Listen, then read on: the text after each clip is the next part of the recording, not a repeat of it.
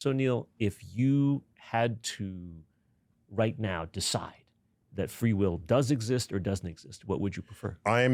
My thinking over the recent years, because I didn't used to think about this at all, my thinking over recent years is leaning towards the absence of free will for practically everything we think and do in our lives.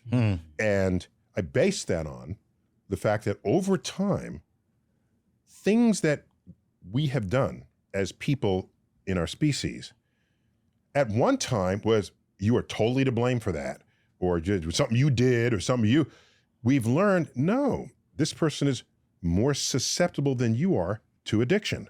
Right. There's a biochemistry there. This person cannot just be made the life of the party because they're on the autism spectrum.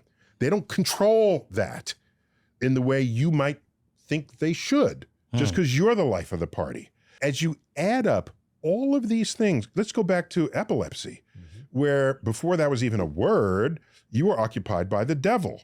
Did you do something bad? Or, well, you knew it was not everyone knew you were not in control of it. But today, no one is saying, did you have the free will to not have an epileptic seizure? Of course not. Do you have the free will to not be depressed? The person who's ready to jump off the bridge, in that instant, do they have the free will to not jump off the bridge?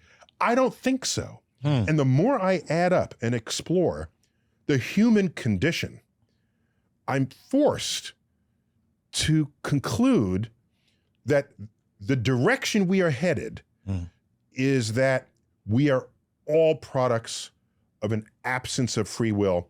And as a result, society needs more compassion for people who do not otherwise fit in.